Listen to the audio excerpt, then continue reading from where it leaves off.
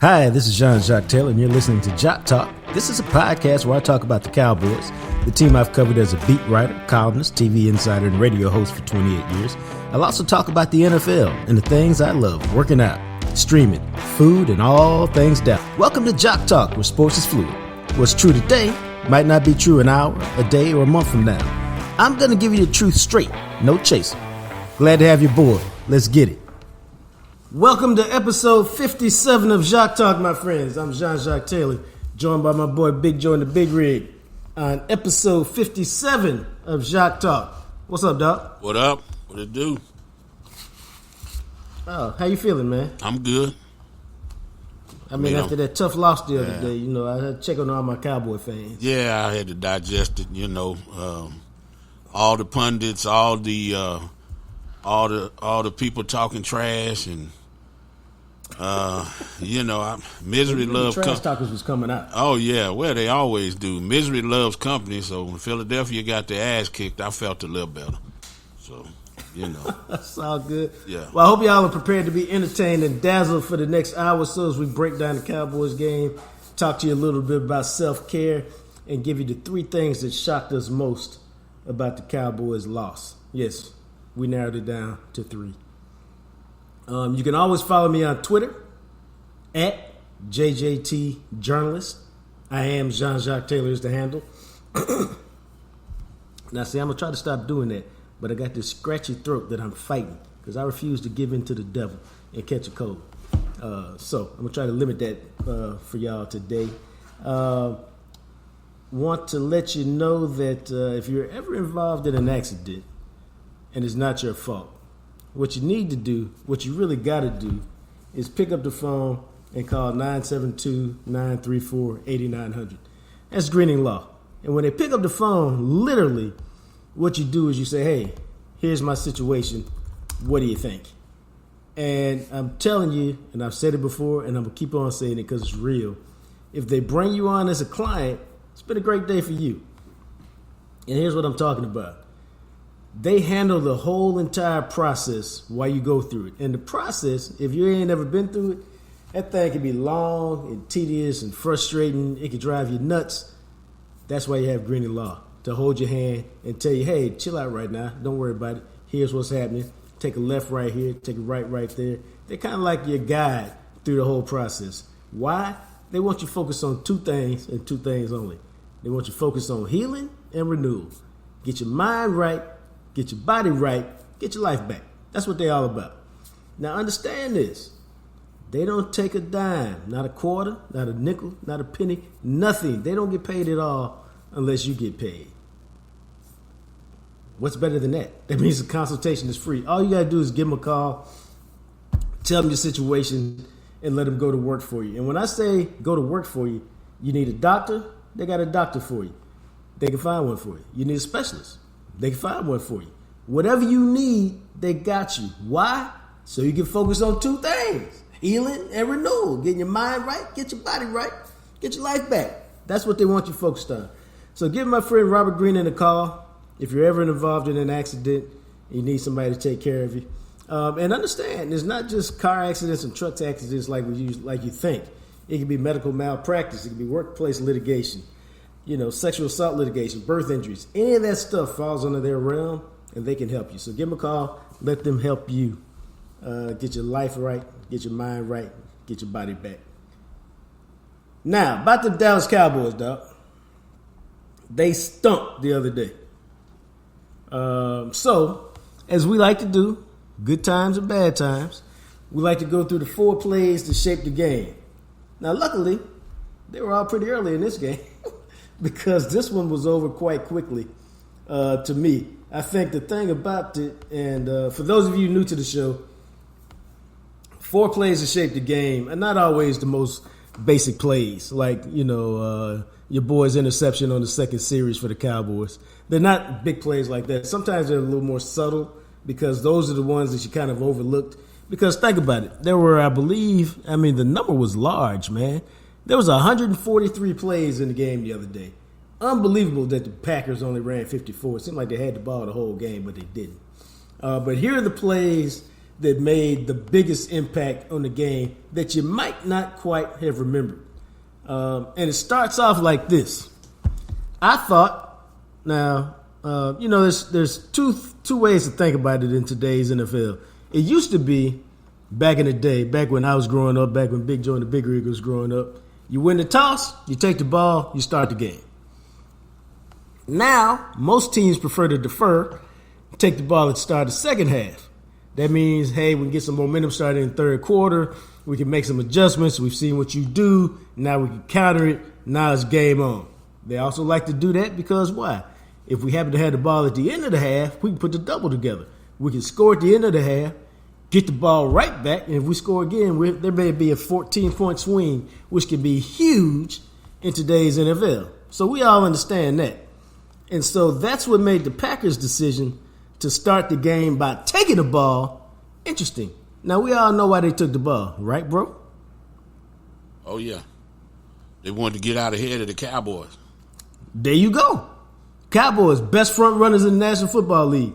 One way to stop you from front running, we looked at your defense that saw that before this game, and I don't know if you knew this, though, the Cowboys had allowed points on the first drive in 10 of 17 games. Oh, yeah.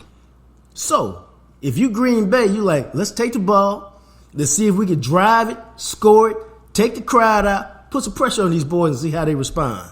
So, Green Bay takes the kickoff. First play, smashed. Tank Lawrence. Hey, Doc, you ain't got no running game today. Second play, sack. Except that it wasn't. I mean, it was, but it wasn't. We got an illegal contact on Bland, who basically tackled your receiver. So it was a legitimate call. So instead of third and long, they got the first down. Next play, smash. Damone Clark, one of the few plays he made. Drops your boy Aaron Jones for a 3-yard loss. Now you got him right where you want him. What do the Cowboys do best? They rush the passer. They on a fast turn. The crowd is loud. Here's what happened. Christian Watson in the game. As Tom told you, back from that hamstring injury for the first time. Here's Love. Back deep. Can't find it on. Now throws it deep. Has a man, and it's caught by Romeo Doubs up to midfield. And a first down for Green Bay. I ain't gonna lie to y'all. I was like, who the hell is Romeo Doubs? Mama. And how do you spell his name? Mama. There goes that man. Dog. I looked him up. 4th round pick from Nevada. Ain't never had a 100-yard game. 50-something catches, less than 700 yards. I'm like, really? 2 years, no 100. I didn't know that. 2 years, no 100-yard game ever. I didn't know I was going to know everything about him by the time the game was over. Yeah. But that was a bad. What do we call it? It's one of my favorite words. That was a harbinger because it was like, you know what? They done had the Packers potentially in 2 third and long situations in the first 5 plays of the game, and they have easily escaped it both times. I realized it was less than 3 minutes into the game, but I was already like, well, I guess if they don't have to win this one, it feels like a shootout.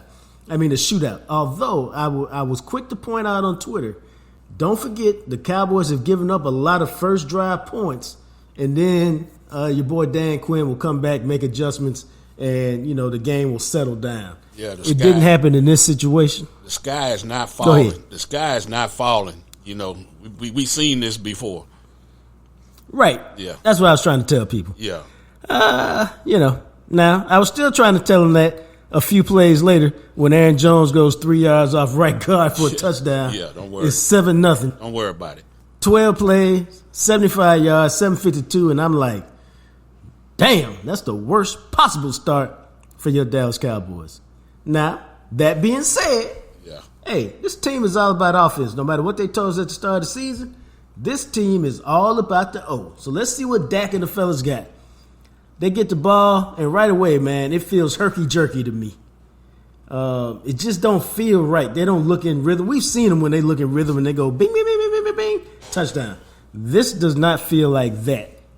That being said, Dak goes for 18 on 3rd and 3, and I'm like, all right, okay, maybe that'll shake him up a little bit.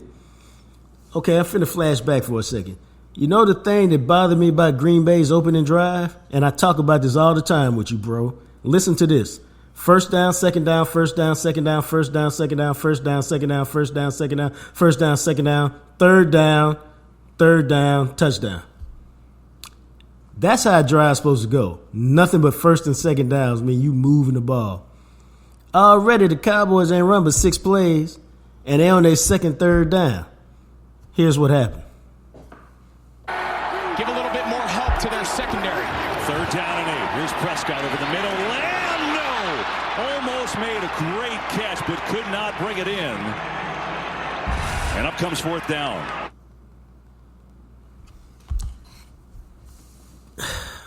It felt like a drop to me because I've seen CeeDee Lamb make that catch. Yep. It wasn't the perfect throw, but it's a catch we've seen him make. And right then I was like, you can't have your all-pro receiver with 135 catches dropping that pass because it already feels like the Packers just took it to you. And now you got to give up the ball. And I'm already like, this just don't feel right, man. And I'm just telling y'all, I know you've watched a ton of football in your life. I've watched a ton of mine. I've watched the Cowboys, obviously, more than any other team. And, dude, the vibe for me was bad right from the start. After the first 2 drives of the game, I'm just like, I'm not saying I thought they would lose, but I'm just like, this thing going to be an all-day sucker now. And it don't help when you punt the ball and then Sam Williams go down there and get hit with a fair catch interference. So instead of starting at the 9, they get to start at the 24. Now, all that being said, man, your Dallas Cowboys, they stunk in the first half. I don't have to tell y'all that. And it was, they're getting down, and they're down 10-0. And I'm just like, they're down 14-0 after the pick and then the short drive. And I'm just like, dude, they have got to make a play at some point right now, or this thing is going to be over before it really gets started. But again, 14-0, man, is not the end of the world. You average 37 points a game at the crib. You can move the ball. And so here they go. I almost want to say, here we go. But again, man, they already facing another third down. But Dak gets a pass to Rico Dotto, who makes a nice little play, picks up the first down. But again, as they move into Green Bay territory, they're faced with a situation. They hit Brandon Cooks on the reverse for 6 yards to the Green Bay 35. That's cool. And this is what got on my nerves. Quit trying to run the damn ball and be who you ain't. Second and short. Okay, see if you can go make a play. Instead, Tony Pollard up the middle for -1. Now it's 3rd down and 5. Yep, another third down. Yeah. Let's see what happened on this one, dog. Third down here. Prescott first read not there. In trouble. Rolling. Pumping. Taken down for the sack by Keyshawn Nixon. Dak, you can't take a sack. And this is stuff to get on your nerves with Dak. Because Dak played like trash the other day. Physically, you can play like trash. Mentally, dog, you got to understand. We down 14-0. We got super bionic leg kicker. He going to hit this 52-yard field goal. And we going to be 14-3. But at least we on the board. Maybe the game will settle down now. With the sack, though, dog, it's a 60-yard field goal. You're not doing that on the second possession of the game. And it's 4th and 11, so you can't really go for it. Even on 4th and 5, if you choose to, you could have gone for it if you didn't want the field goal. 4th and 11, you got no chance, man. The sack wrecked that. And then what happened on the next drive, man? Your boy Love hit the touchdown pass. They put him up 20-0.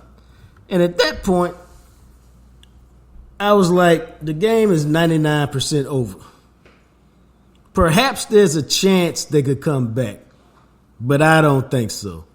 And then, of course, on the next possession, we get a pick 6. It's 27-0. To me, the game is over at that point. But these are the Dallas Cowboys. Well, pressure burst pipes are Moe's diamonds. And with them being on the playoffs, with everything that they built on was kind of going down the drain when they realized what the Packers was doing. And I think the pressure got to him right then. That's why he had that mental breakdown right there. You know, he didn't get it. He didn't get his first read. He didn't do none of that, and he just panicked.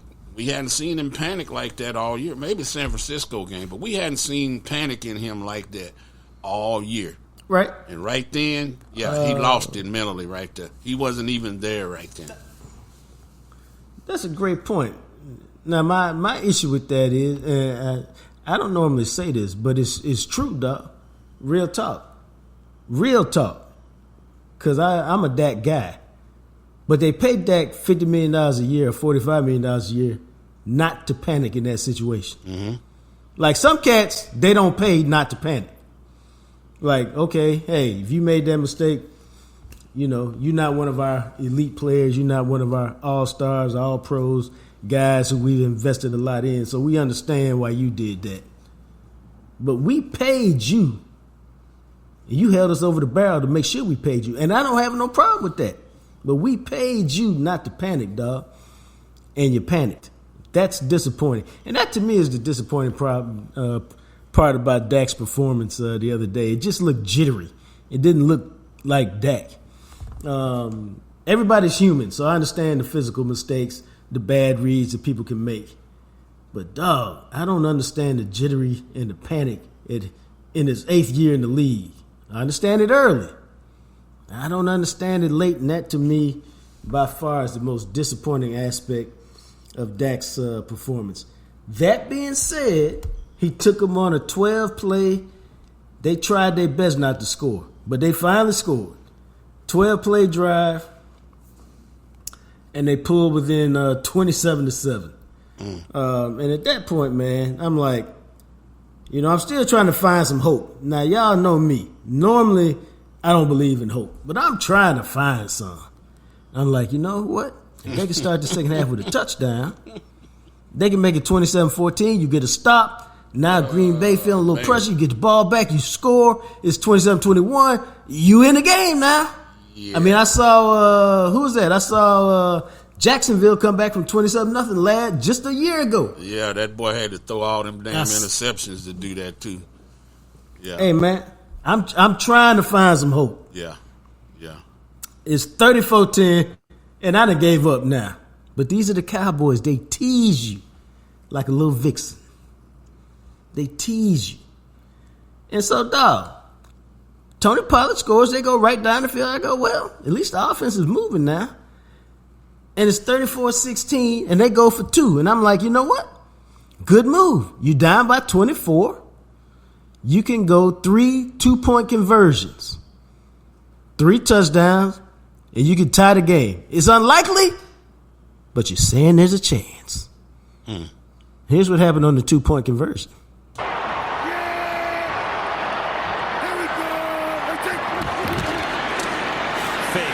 Prescott rolling. Ferguson is in for 2. And there is a flag in the end zone. Green Bay saying this is going to come back. I just shook my head, dog. I shook my head on a number of levels. It's a 2-point conversion. Why the hell is Tyler Biadasz ineligible downfield? That feels like a mental mistake to me. Second, Jalen Tolbert, it was kind of a gimme call, but he put too much of his shoulder into it. So he got called for a pick. So he got poor execution. But then finally, if y'all saw the play, I was shocked when he threw it. Because he could have just walked it in. And if he walked it in, what happens, bro? It's no flag. None of these other penalties occur. Right. And I think you might have sent me a text then, because even then it looked like he aimed the ball when he threw it. Yeah, he was aiming. And I was just like, you know what? And then I didn't tweet. I tweeted out this. Now we got a long field goal attempt, extra point attempt. And what I really meant to tweet out, I'm being serious with y'all. What I really meant to tweet out was this. It would serve the Cowboys right, given that this is a long PAT. Did not watch the automatic kicker gonna miss it. And what happened? Doink! Right off the upright. And It's amazing. You scored a touchdown. You tried to steal a little bit of momentum.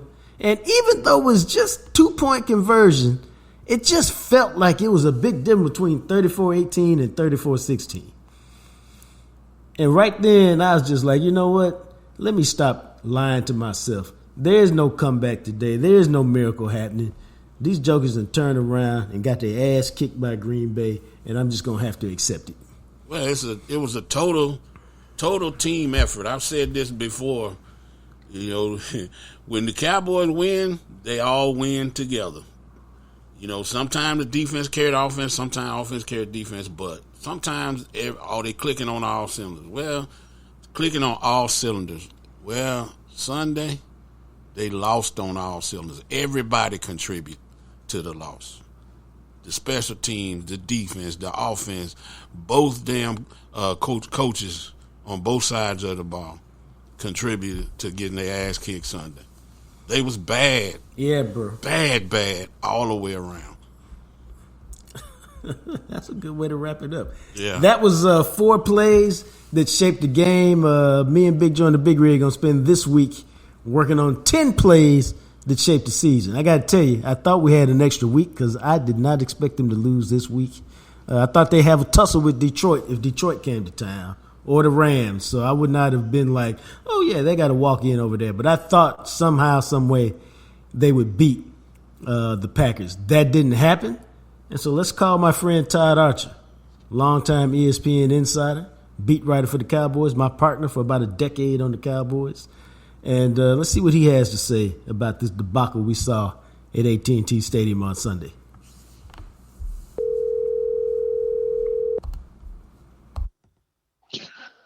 What's going on?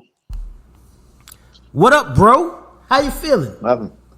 Phil, how are you? I'm doing great. I'm still trying to figure. I ain't gonna lie to y'all, man. I've been covering the Cowboys since '95. I still woke up this morning, no cap. I still woke up this morning and said, I can't believe these jokers got blown out. I just can't.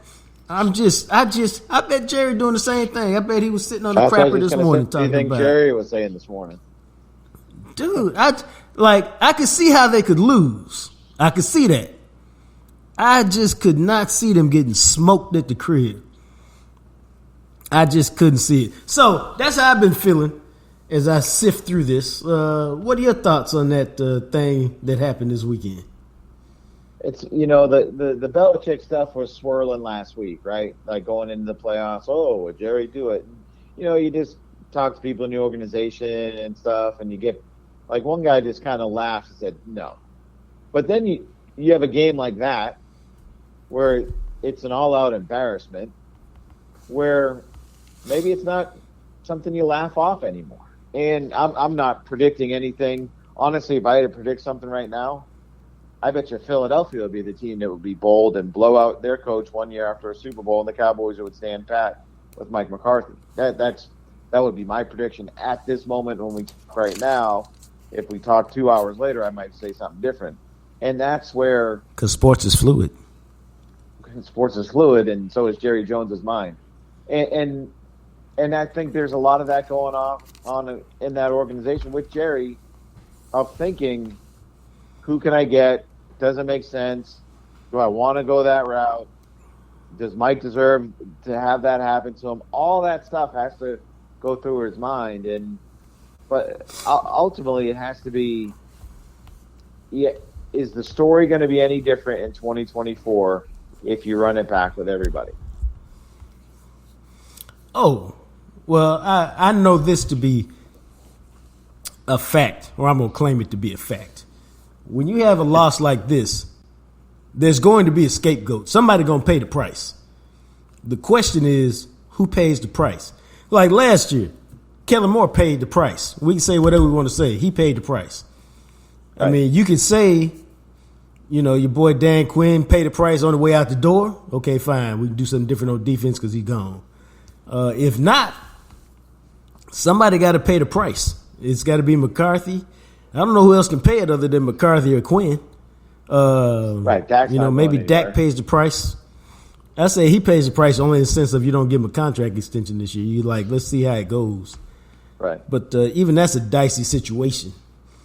Somebody got to pay for my. I said this before, man. My dad had a saying around the house. If somebody's going to be unhappy, it's not going to be me, because I pay all the bills up in here.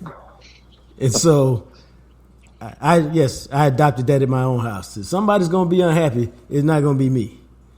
And so I look at Jerry and I'm like, Jerry's sitting around thinking, I'm unhappy. I can't be unhappy. It got to be somebody other than me. Who is going to pay the price for this crime? And so I think you're right in terms of him just trying to figure out who pays the price. And there have been times like during the Garrett era, I'm sure we talked about, okay, well, if you let go of him, who's going to be the head coach? And like the names that we came up with, you're probably like, yeah, maybe that guy. Yeah, maybe that guy.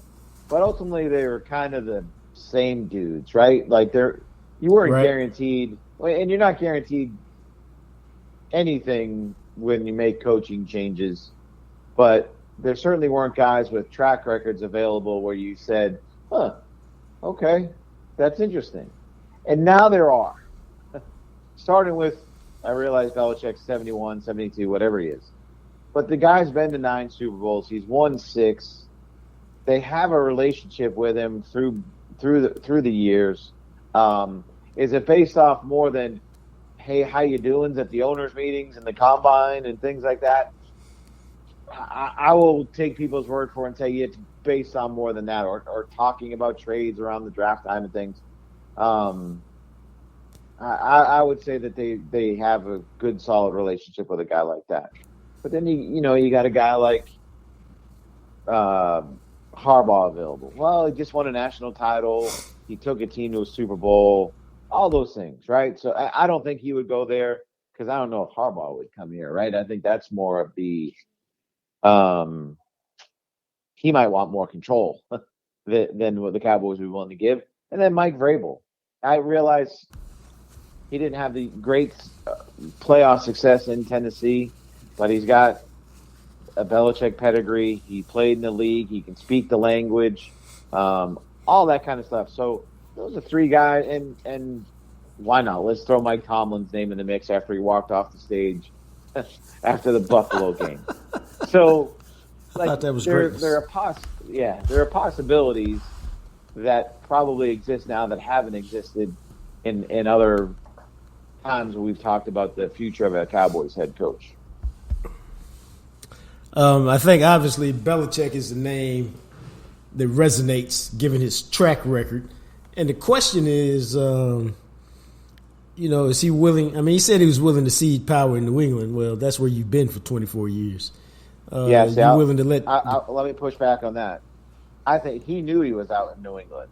That press conference was for the other 31 Everybody teams else in the league to tell them, hey, I don't need all this stuff. That's how I interpreted it. I don't think he was trying to fight for his job in New England. I think he was letting everyone, because they made the decision 3 days after the year. They knew what was coming.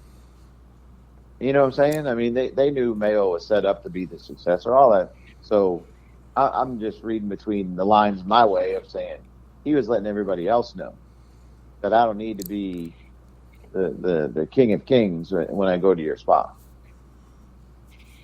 I'm trying to figure out, like, I look at New England's deal this year, and I'm like, they still played terrific defense to me, it seemed like.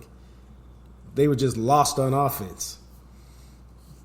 Well, yeah, I don't know. The bad part is they lost 38-3 here, so right? Well, yeah. Yeah. But I would say when their season was, even when their season was over, whenever it was over, they still had chances to win games. Like, I'm looking at this now. This is where you get to where the offense was bad. 20-17, they lose to Washington. 10-6, they lose to the Colts. 10-7, they lose to the Giants. 6-0, they lose to the Chargers. Like, they were in all of these games, even with a bad team. Like, Bill still had their worst loss in the final 2 months of the season was 27-17 against the Chiefs. And that was a pretty close game. I remember watching it. So, they beat Pittsburgh. They beat Denver, who was on a high at Denver, too. At Pittsburgh as well. So they took Buffalo. They stretched them out in the week 17. And then, you lose to the Jets. And okay, maybe that's the worst loss. Let me take that back. But you know what I'm getting at. They still played for the guy. Right. So how do you think he'd fit in Dallas within the organizational scope? I think he'd fit. I mean, if Parcells can fit, that worked. There wasn't the big now different circumstances, and Jerry needed to make that work because he needed a stadium at that time after 3 straight 5-11 seasons, all that. But now Jerry needs a Super Bowl, right? I mean, you're right. After 3 straight 12-5 seasons, so it can work. And I think Parcells. I think Belichick will look at this roster and say they've got to be doing something right here. Whereas because there's 9 guys that made first, second team All-Pro, the Pro Bowlers, all that stuff. Whereas when Parcells came in here, he's probably like, these guys don't know what the hell they're doing. They're 5-11. They got what in the world? Yeah, he did overhaul the roster. Yeah, he did overhaul the roster. Yeah. So, this doesn't need an overhauling. Now, it might not be the defense for sure. It might not be the style of defense that Belichick has played. But if anybody can figure out how to make it work, I'll take my chances with that guy. Yeah. I can see that. That means Josh McDaniels is our offensive coordinator? Why you do that, bro? Yeah, why? If I can see if you had that reaction if Josh McDaniels was the head coach. Right. Josh McDaniels as a coordinator is pretty dang good. He is good. He's just a nut job as a head coach. That's where I was at. Yeah. So you're not asking him to be the head coach. So right. And it's fun. Like I was thinking about, supposedly he could be Gerard Mayo's OC, but maybe he waits and sees what Belichick's going to do. But yeah, I mean, the whole notion of, when Mike came in, I want to keep the offense the same for Dak, and that's going to help him. And this year, even when Mike called the plays, they kept the bulk of the language the same, all that stuff. I think we overcomplicate this game in so many ways. Yeah. That learning a new offense ain't that hard. There'll be some growing pains. I got you. They might not lead the league in scoring. He might not throw for 4,500 yards, 36 touchdowns, but he'll be fine. I don't think Dak having to learn a new offense in year 9 should be any reason not to go make a coaching change. I think, it's, this is the ultimate of sports is fluid because I know I poo-pooed the Belichick notion because I think people like Gary Myers were just throwing it out there because there was nobody. Basically, the only way this could even come up is what happened Sunday. Like if they just lose a normal 37-34 game, everybody's mad, but there's no fire to coach. It was the level of embarrassment and unpreparedness on both sides of the ball that has us talking about this. And that makes people do things that they might not ordinarily do, which is why, I think Belichick, you have to make the call just to say, hey, let's chat and see what's up, even if it's just y'all talking and it's not a formal interview.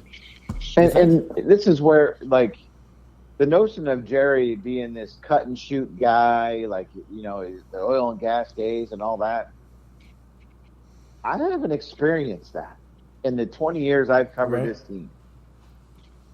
Jerry's a deliberate guy. He gave Jason Garrett a decade. He's not a guy that just does something on a whim. Tell me the last time that he's done that. Help me out here. I'm probably missing something. In a whim is probably not a bad way to. Greg Hardy signing here when no one else really wanted him. He wanted Odell Beckham here. They didn't sign Odell Beckham. So, like, that I've done so much stuff this morning. I can't. That's why I think Philly will be the one that does the bold thing, and the Cowboys will be the ones that stand pat. Like, just because I don't know if Jerry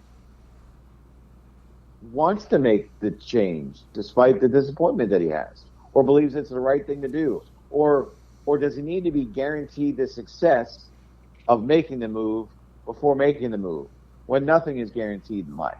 Like, it's easy for us to sit here and say, if they bring Mike McCarthy back, it's easy for us to go, I've seen this story, I know how it's going to end. In Jerry's mind, he might say, I don't want to cut bait too early on a guy and then bring in something new and miss this opportunity that I've had. That's what he had with Jason Garrett for all those years. He let Jason Garrett go to the last year of his contract twice. It worked for him in 2014. They went 12-4. Romo had his best season. It didn't work for him in 2019. They went 8-8. Contract expired, and Mike McCarthy's here. Now Mike McCarthy's entering the last year of his contract. That's not a good place for a head coach to be. That's not a good place for a head coach to be after getting waxed the way they got waxed, with possibly having to bring in a new defensive coordinator, all those things. So, again, we go back to the beginning. Everybody's like wondering, how the hell did this happen, and how did they get here, and what did they do? And everybody's got one answer at 1 minute and another answer another minute, and Jacques can come back with sports is fluid. And there it is. The shot from Todd Archer. There you go. That's not a shot. It's true. That's a shot. I did take that as a shot. I did. I liked it. I forgot you're the hype man. Yeah, I wanted it to be a shot. You wanted to be a shot. Claim it as a shot, Todd. It's all good. See, it's always divide and conquer. Yeah. It might have been a shot, but it's also true. See. Many truths are said in jest. Yeah. Yes. Well, okay. Go ahead, Joe. Well, I was just saying, just listening to y'all is really good stuff, because I'm thinking we don't want Tomlin. I like Tomlin, but he's a 3-4 guy.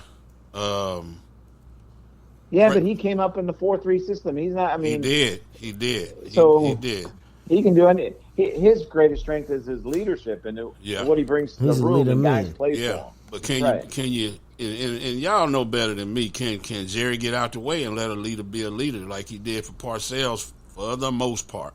Can he do that? That'd be my question to y'all. Y'all know him better than I do. Go ahead, Jacques. I'll let you answer. I mean, I think first, I'm trying to formulate my answer. I think he can, but you have. You know what, man? We've talked a lot about this.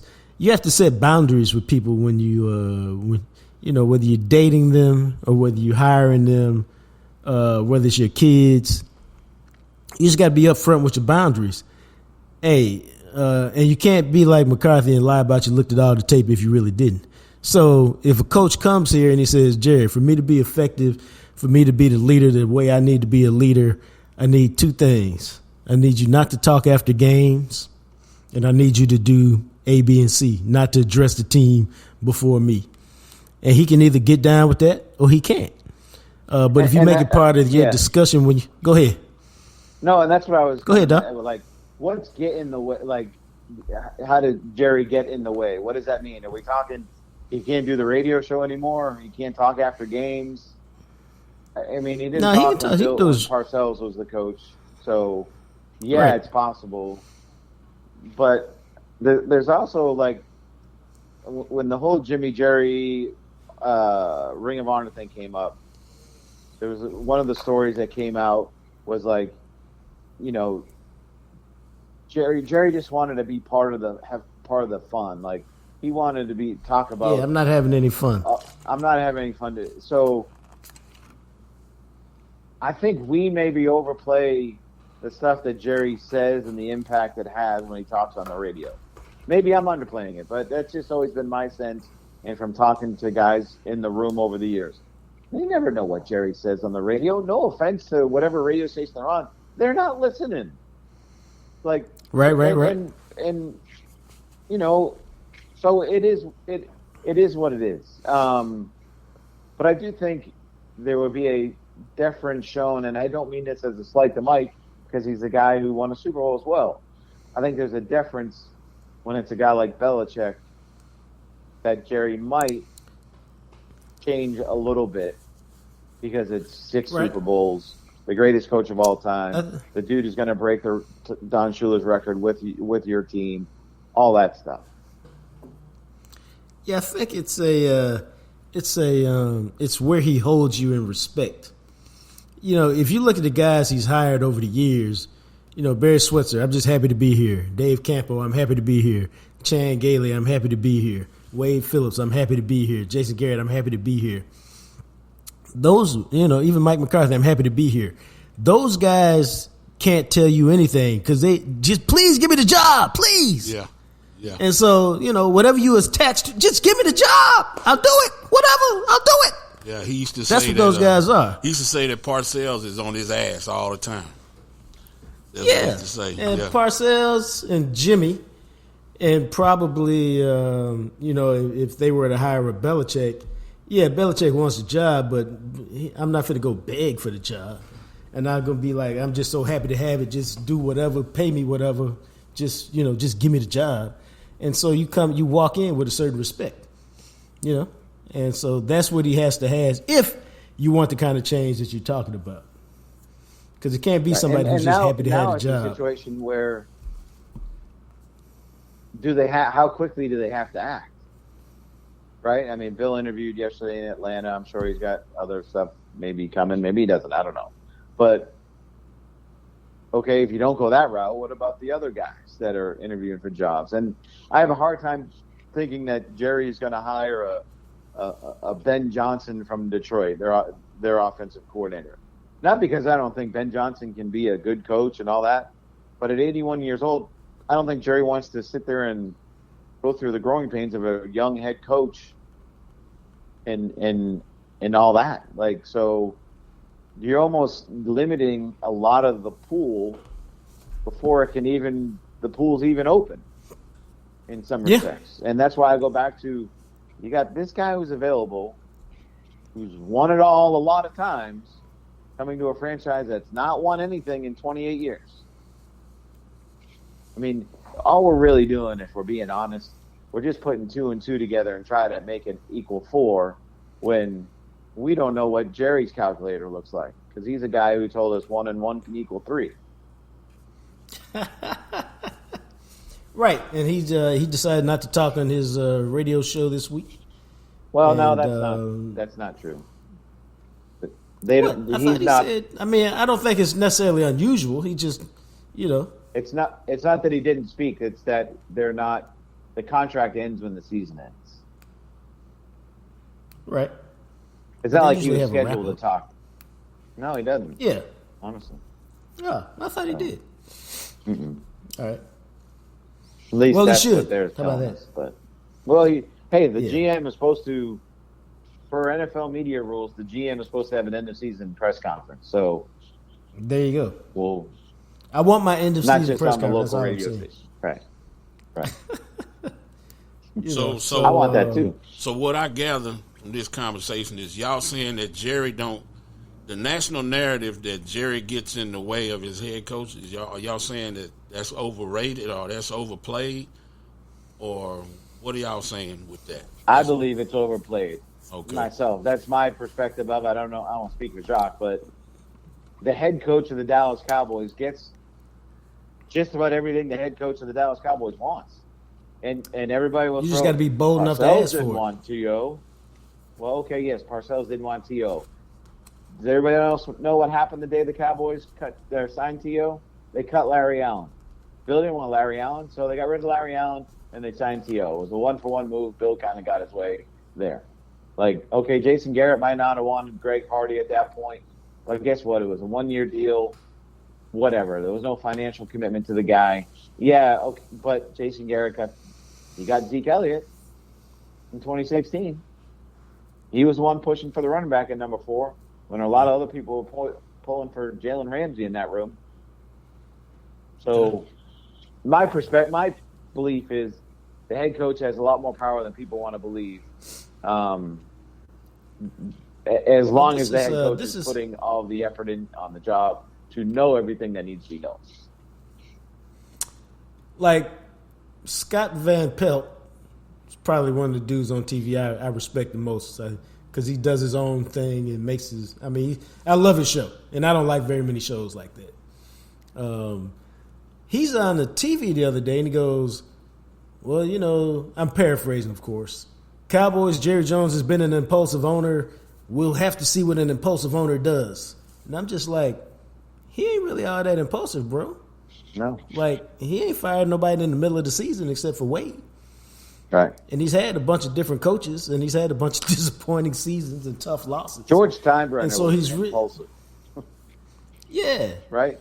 Jerry is really, not Jerry listens. been impulsive. No.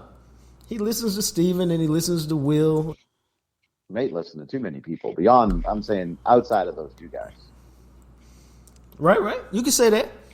But impulsive is not really what he is. Maybe he used to be, but he's not anymore.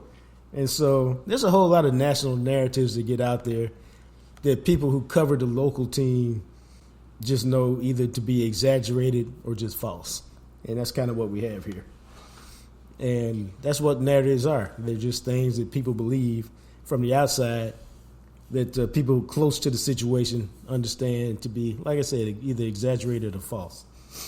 And that's the benefit of being local. You ready for another narrative? Yeah, take a shot. Yeah, what's that? Dak Prescott and Tony Romo are the same guy. Yep. We said that the other day. Yeah. We said that the other day. We were discussing that the other day. Yeah. Tony got better as his playoff career went on. Dak's, I realized the Tampa game is staring at me in the face from last year. Dak hasn't. Yeah, I haven't been able to figure that one out. I'm really disappointed because Dak's a really cool dude. He's a good dude. You wish him success, but dude, he just played so poorly the other day, and he looked so jittery, and that's what bothered me. It's the jitters that bothered me, and I don't know. I don't know. I don't have any answers for that. Well, it's kind of like taking a test that you didn't study for. When the Packers threw that defense at them, it's like they didn't have no answer. That's what it looked like to me. Like there was no improvisation, no adjustment, no overcoming, nothing. And they throw that defense and they started to do that match zone stuff, and it was like, what do we do? What? And that's also that's right. That's on the quarterback and that's on the coach. That's where I was going. Right. So and they didn't adjust. They couldn't figure out that the Packers were doing things that they didn't show, and they didn't. Maybe they did adjust, and that's why Dak ended up throwing for 400 yards. But at the start of the game, when they saw what it was, the coaches weren't good. But you don't take Dak off the hook. He was not good in the first 2 quarters of that game. Yeah, and it was over. Yeah. And before we let you go, what about CD? He didn't look good either. Yeah, I don't get how they can go against Washington. Maybe it's because it was Washington, but they're 13 of 13 with each other in that last game of the regular season, and then they come out in this one, and it looked like it did the first 5 games of the year before the San Francisco game. Like what happened there? Right. Again, things you can't explain. Like who would have thought Michael Gallup would have a 100-yard game in the playoffs? But he had a 100-yard game in the playoffs. You know what I'm saying? Like, so many things that were kind of backwards. Like, and again, the defense. I'm not going to sit here and say they played. Oh my God, they did stuff they never did in the regular season and played more zone, because a lot of the big plays they gave up were in man and just busted. Like we hadn't seen that many busted coverages all year. They weren't able to stop the run all year, despite what people wanted to say about it. They stopped the run because teams couldn't run on them, not because there's anything the Cowboys took them out of. Or they gave up on the run. Some teams gave up on the run. Yeah, exactly. So, and because they had to, right? I mean, you're down so much. Yeah. Go ahead and run the ball. This whole season, we've seen this before. Like we're talking to the 3 of us, we've all seen this. like, as well as McCarthy did with Dak this year, we saw Dak throw 37 touchdown passes and 5,000 yards with Kellen Moore. Yep. Like, we've seen him direct the number one scoring offense and a top 5 offense in points. We've seen that. We've seen this defense be really good in the regular season and take the ball away and pressure the quarterback and yada, yada, yada. Like, we've seen all this. Like, there was nothing new this year or different than was the previous 2 years. Maybe how they got to 12-5. Maybe they only got to 12-5 because the Eagles choked it away. Right. Like, so that's why, like, this. If this whole season was based on what they did in the playoffs, what's 2024? If they run it back with everybody, it's the same thing. We're not going to care about anything in the regular season. Nope, not a thing. It's going to be all about the play. I mean, basically like this year. It's going to be very interesting. I don't know that you can run it back.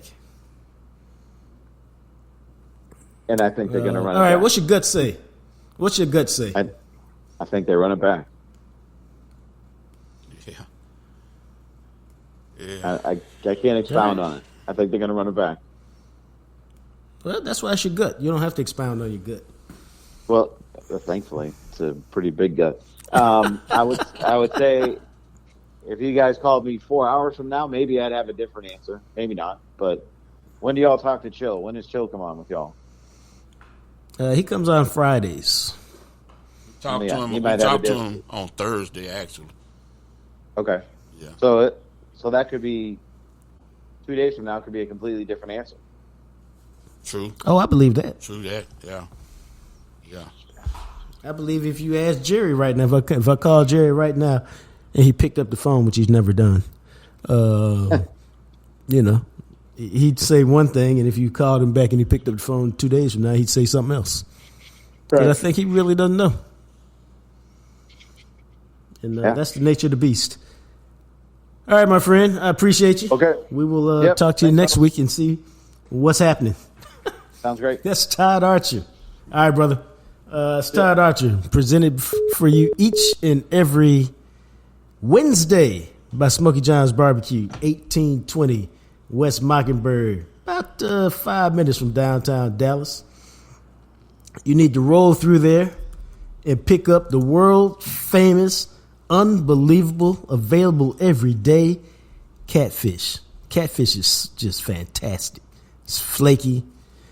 How do you call it? It's got just enough crust to make it just a little bit crunchy, but inside it's flaky. It's delicious. My boy Matt McLaren used to love it, especially when they put a rib with it. It don't really get much better than that. But that's Smokey John's Barbecue. You can also swing through, pick up Jam Session Bowl. Now, y'all know about the Jam Session Bowl. I was bringing one out to Joe this week, except the weather turned bad and we couldn't make it happen. But if the weather hadn't turned bad, he could tell you just how delicious the Jam Session Bowl is. That's what I believe. And the Jam Session Bowl, it's a base with mac and cheese or mashed potatoes. And then they put 2 out of 5 smoked meats. I was getting the double brisket for Joe. I really was. You was. I normally rock with the brisket and the sausage. And then all the stuff you find on a loaded baked potato, man. Chives, sour cream, bacon bits, cheese, all that stuff.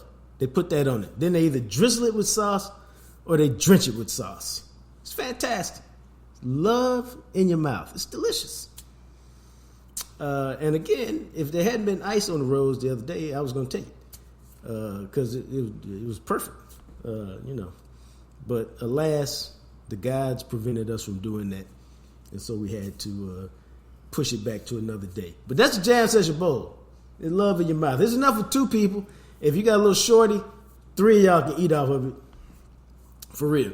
If you need it more immediately than that, I'm talking about some Smokey John's, you need that flavor, go to the website, click on the marketplace, SJ Market, go in there, you can order the sauce or the rub and have it delivered to your house in a couple days. Now, understand, they got this new 12-ounce bottle of the rub. Boom. I put the rub on some popcorn the other day. Fantastic. It's fantastic. I saw it on a commercial that Brent and Juan were doing. I decided to try it myself. It's fantastic. You can also pick it up at your local HEBs. Burleson, Waxahachie, McKinney, Allen, Frisco. You can find Smokey John's rub there as well.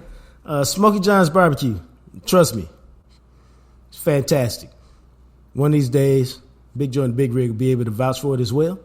But for now, take my word for it till I get it out there for him. What you doing today, dog?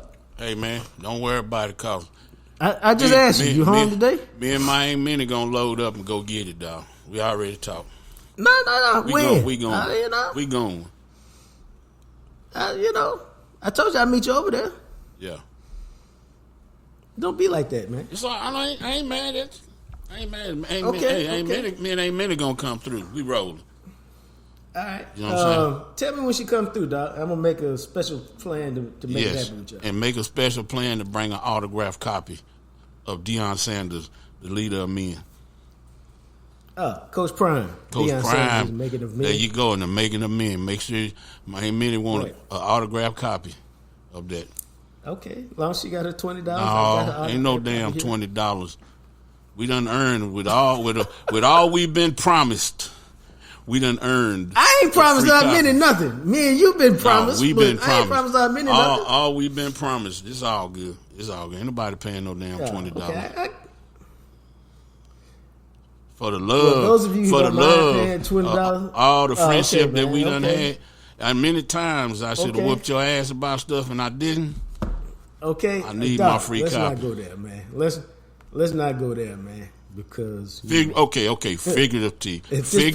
Yeah, because at this point in time, I don't put these hands on you. But yeah. I'll put these hands on you. I tell you. And not a whole lot you can do about it. You got a shot at the title. I did get 8 reps at 225 on the incline today. So I'm feeling good about myself. I don't care. I'm feeling good about myself. Listen. I remember when I couldn't get 135 on the incline. Listen. Now I got, 8 reps at 225. You ain't violent. 10 reps and 2 sets at 205. Yeah. So I'm just saying, dog. 8 reps at 325. Violence counts for something.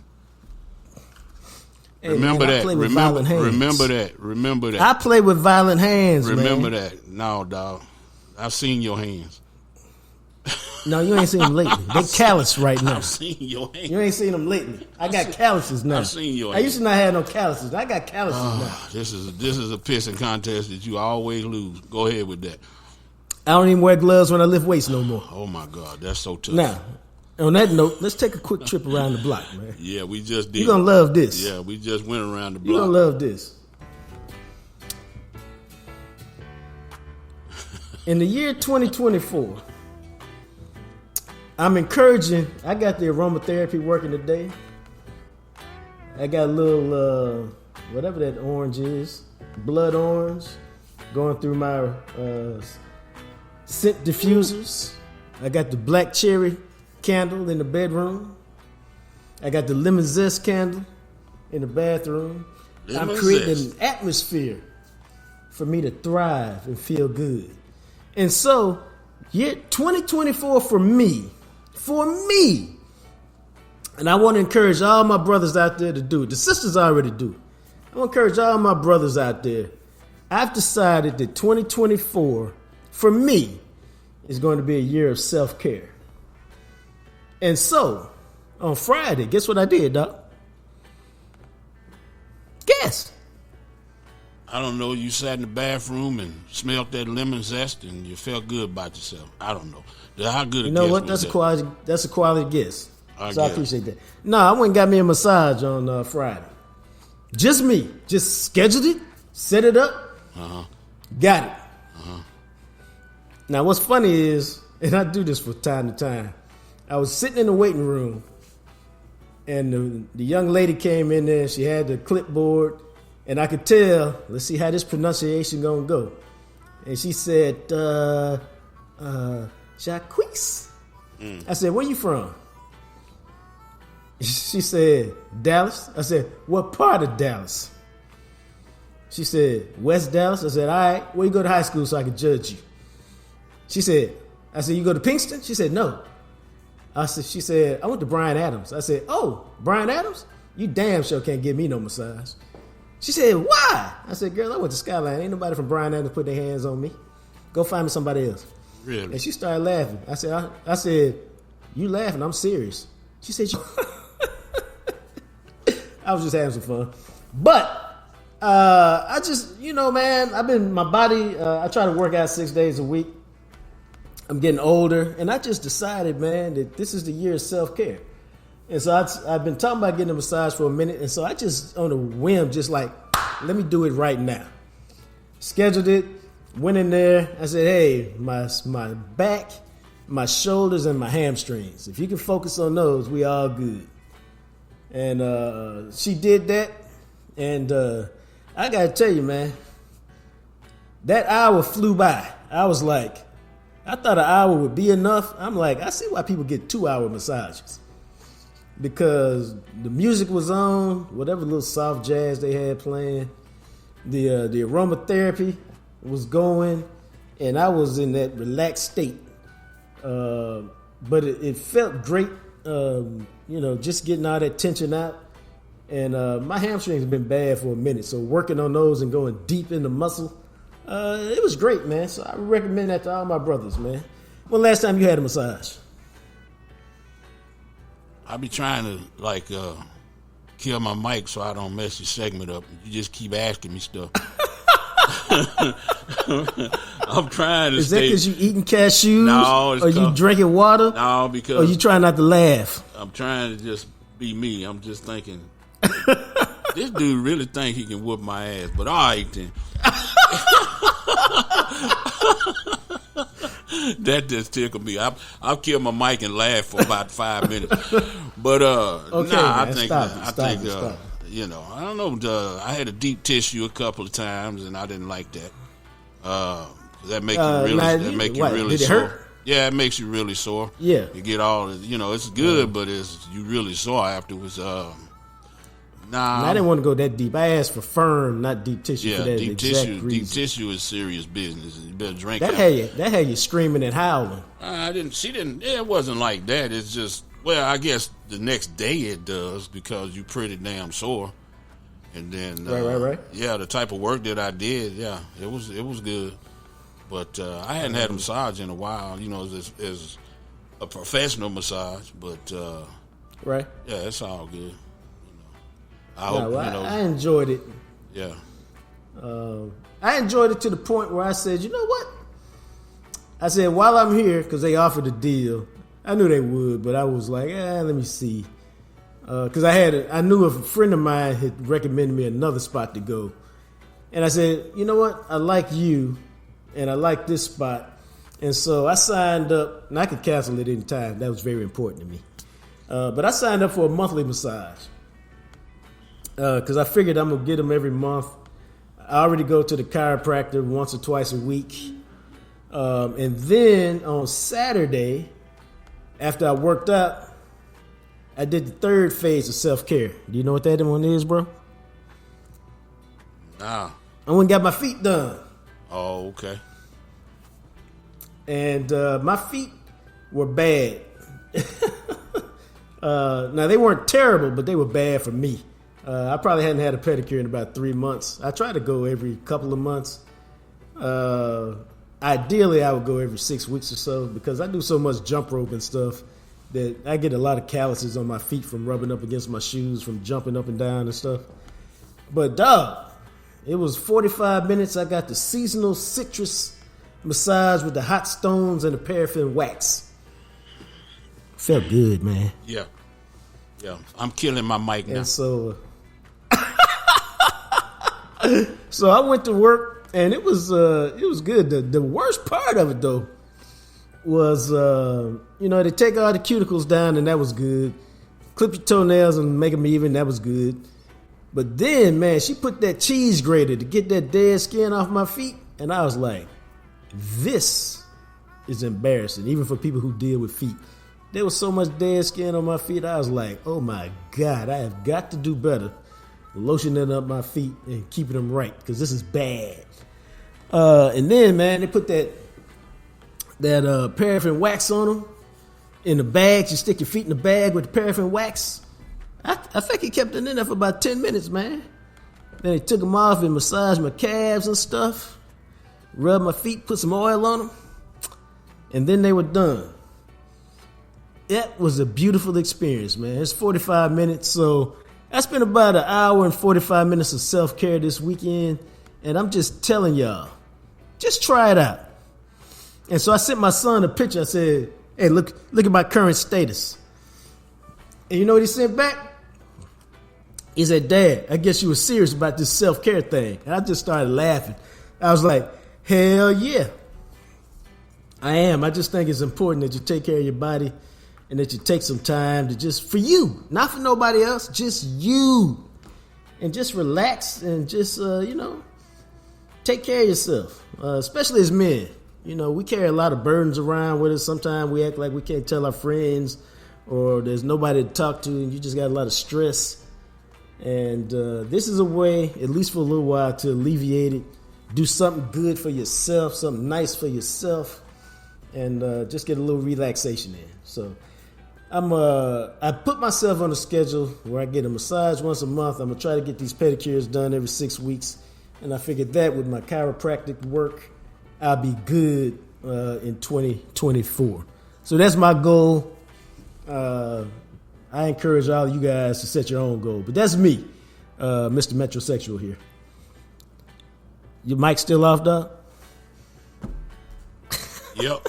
Joe done disappeared. Yep. No, I'm here. Joe done disappeared while he over there laughing. Baby, you should leave me the hell alone. All right, well, that's... No, man. That's our trip around the block, man. Woo, it's all about self-care in 2024. Yes. All right, let's get back to them Cowboys, man. Roger that. Hey, praise the Lord. No, you didn't, bro. Yes, I did. I was thinking about it this morning, and so I called Joe up, and I said, hey, Doc, we talked for just a second. I sent him a list. I said, we're going to talk about what shocked you during the game, because when I think about it, I was truly stunned by their performance. And this doesn't happen to me often, because I've seen a lot in the 28 years I've covered the Dallas Cowboys. I've seen a lot of good stuff. Don't forget, I covered the last Super Bowl team. A lot of bad stuff. Yes, I was front and center for them 3, 5, and 11 seasons in a row, 2000, 2001, 2002. I've seen a lot of heartbreak. I've seen a lot of disappointment. I've seen a lot of celebration. I've seen a lot in 28 years of covering your Dallas Cowboys. But rarely have I been as stunned as I was on Sunday. And so I made a list of the 3 things that stunned me the most. And I think we'll go forward. We'll go from 3 to 1. Did you make a list? I know we talked about it. Did you make one of the 3 things that stunned you? Yeah, it's too easy. Yeah. Okay, all right. Yeah, I got Well, I'm going to start with my number 3, and then we'll go to your number 3. My number 3, the thing that stunned me, and it stunned me the most, and that's what we're talking about here. For number 3 for me was the playmakers did nothing. And this is interesting to me because I had this conversation with Jordan Lewis in the locker room on Wednesday. And I said, you know one thing I like about your team, dog? Because we were discussing that fumble that he grabbed against Washington where he snatched it from him as he was falling to the ground. Because he's done that a couple times this year, and he told me he first did it in high school. And it's just kind of a technique he's developed over the years. But we were talking about, I said, dog, the one thing about your team, man, is you got playmakers on defense, man. And, whether it's Micah, whether it's Tank, whether it's you got some guys, you got Bland, you got Donovan Wilson. Somebody seemed like going to make a play. Well, nobody made a play on Sunday, dog, defensively. Very few guys made plays offensively.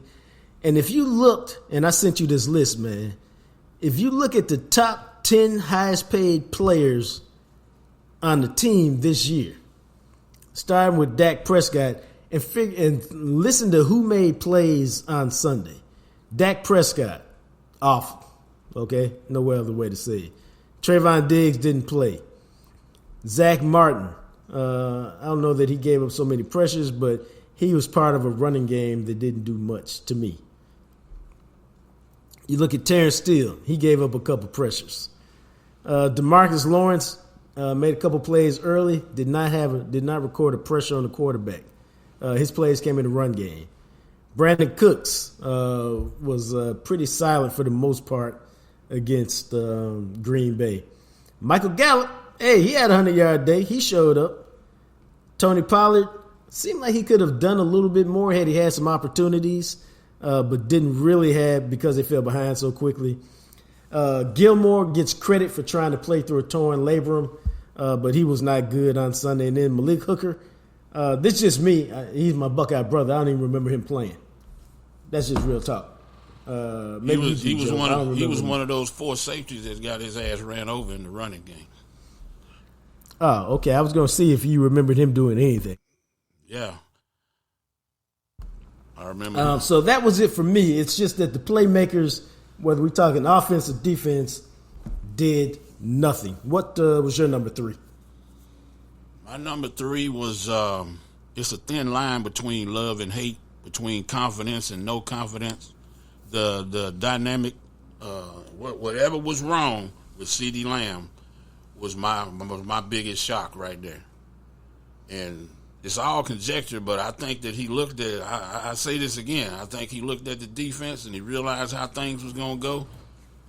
And it was like, everybody had to work to get him out of his funk, to keep him from going in the tank, because he knows the ball ain't coming to him right away. And that's kind of how it played out on offense, where Dak looked at him. Dak stirred him down a couple times, and he wanted to throw. He didn't have nowhere else to go. And I think he realized when he was going to get bracket coverage, it was going to be a hard day for him. And so that little thin line right there of being a problem and not being a problem, man, that shocked me that he went in the tank so fast. That was the first drive. Between him dropping balls and coach coming over and talking to him, that's a big sign. You can't deny your body language. That's what he did last time, and everybody kind of glossed over it. He was acting a fool on the sideline. It was subtle, but he was doing it. And then everybody kind of admitted it, and he went on to have an all-pro season. Well, you know what? It's a thin line.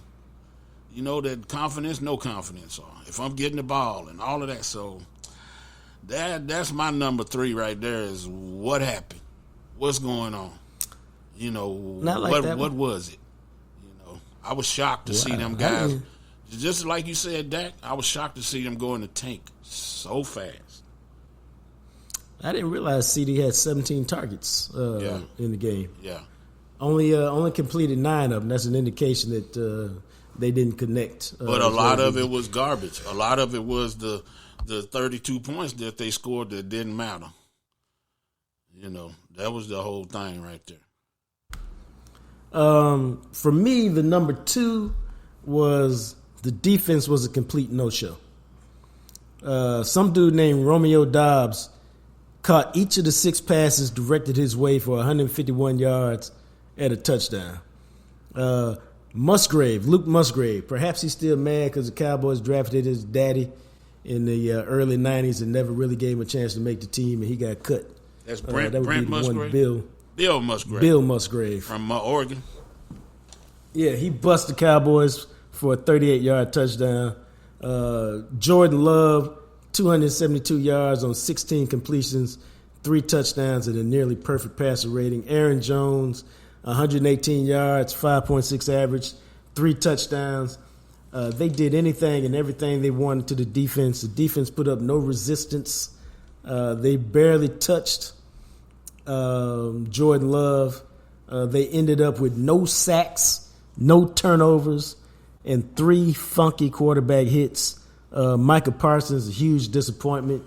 I didn't see that coming. This has been a defense that made plays all year. They made none the other day. Very disappointing. Who's your number 2? What's your number 2? My number 2 was the play of Jordan Love. I watched Jordan Love play against the Saints, where they came back against the Saints and beat them from like 28 down or something like that. It's not the same thing. And they showed the graphic where he was the different quarterback second half of the season. But, Right. yeah, he looked a little jittery that game. He jumped around a little bit. I think Jordan Love should when next time he see Patrick Mahomes, he should give Patrick Mahomes a big hug, because Patrick Mahomes made those, what they used to say, oh, he's so undisciplined. He don't stand in the pocket and deliver the ball. Patrick Mahomes, with all those off-platform throws, made it possible for Jordan Love to do what he was doing. His feet were never set. Right. He was leaning back. His feet were never set. He jumping when he throw the ball. He was putting English on that ball. He got an incredibly strong arm, but a lot of the things that he was doing and the angles he was throwing the ball, that used to be coached out of quarterbacks. And that's why I say when Patrick started doing that stuff, it became a new thing. He's throwing off platform. You know what I'm saying? All of that. Jordan Love did a lot of that. He had a couple of, I bet he had three throws in the game when you went, wow. Now, the other ones was like, shit, wow, he wide open. So, even when you got guys wide open, he didn't screw that up. So the play action game, him moving around, him being calm, him throwing, quote unquote, off platform was pretty good. I was surprised by that. I was surprised by his whole game. And so was the Dallas Cowboys. So that's my number two. And my number one is, I'm still dumbfounded by how bad Dak played. I've looked at it. I've examined it. Dak Prescott was just awful. He put up some numbers at the end, and some fool put on Twitter, oh, Dak finished, let me see, where was it? He said, Dak finished 41 of 60, 403 yards and 3 touchdowns. What a game for Dak. And I was like, really, dog? Really? Are you serious? Did you watch the game? Come on, man. Dak was awful. He put some numbers together late when it mattered. But once he threw the pick six and it's 27-0, basically nothing else mattered. Everything else was just fairly irrelevant. I was surprised at the jittery nature of his performance. And, dude, I thought he had arrived, and he has not. There's a certain amount of pressure that comes. Like, you got a little pressure when you the team you favorite to win. There's a little pressure there. Right. You at home, there's a little pressure there, and pretty much you play your way out of that because you play your game and everything goes good, and you just play your game and you win. Right. Well, when you get behind like that, and you slip into, here we go again. That old feeling is back where we down, and now I got to get back up.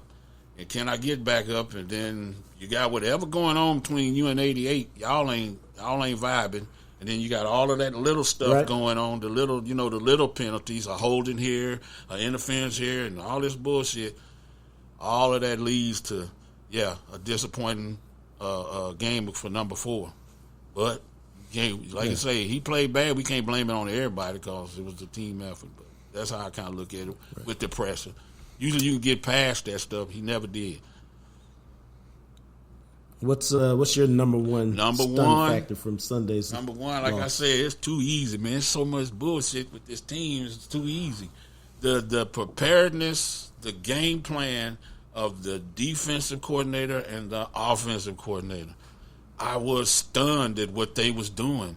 We hadn't seen 3 tight ends. I hate to sound like a broken record, but we hadn't seen 3 tight end formation, power formation like that all year long. And if we have, it's been very little, okay? And you realize, all right, look, you need to throw on first down sometimes, but you loading up power. Bro.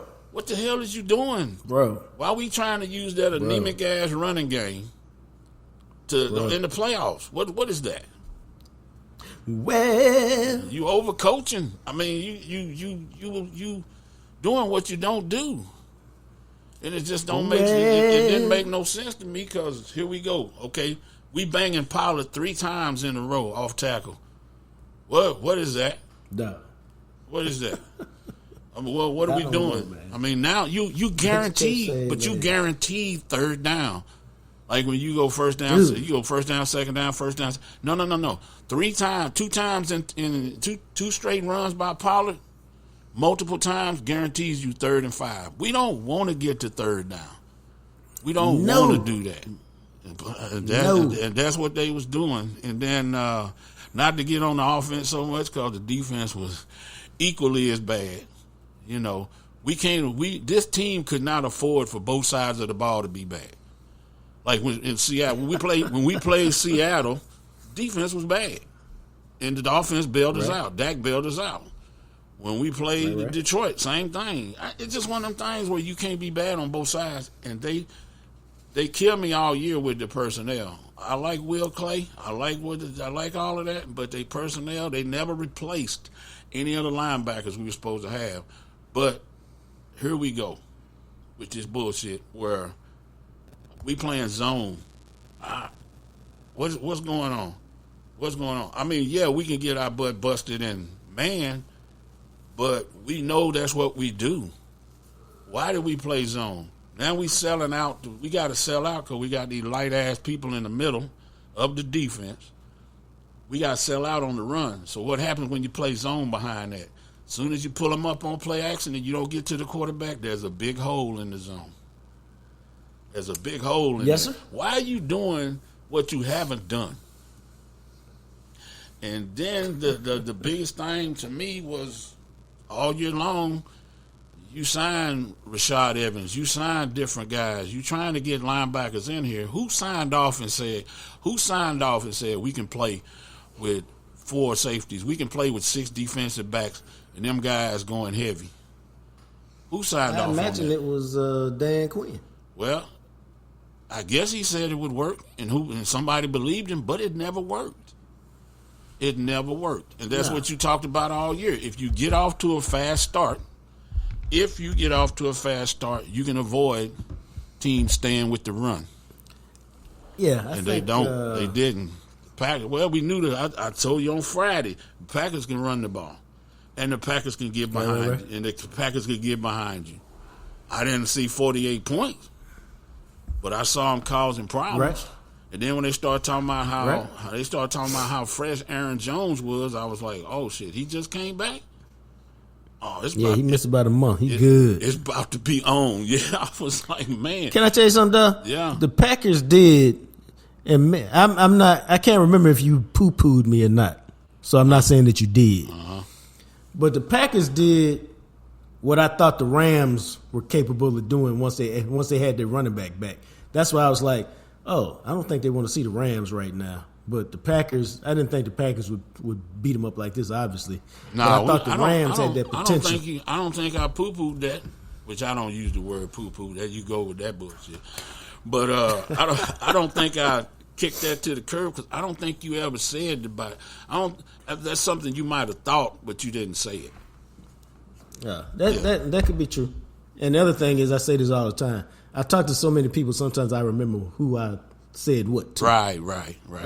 Because I have, whether it's you or whether it's Todd or whether it's Newey Scruggs or Clarence Hill or Calvin Watkins, I had conversations with all y'all during a normal week about the Cowboys, and sometimes I confuse who I told what to. But that's the top 3 things that left us stunned by your Dallas Cowboys performance on Sunday. So for Big Joe and the Big Rig, we always like to thank the good folks at Greening Law. Without them, there's no show. The same goes for my brothers Brent and Juan over there at Smokey John's Barbecue. Don't forget, you can find me on Twitter, JJT Journalist, at JJT Journalist. If you think you follow me, you probably don't, because my account got deleted. It's a long story that I promise you we're going to tell you one day. And until we chat again, you guys be blessed.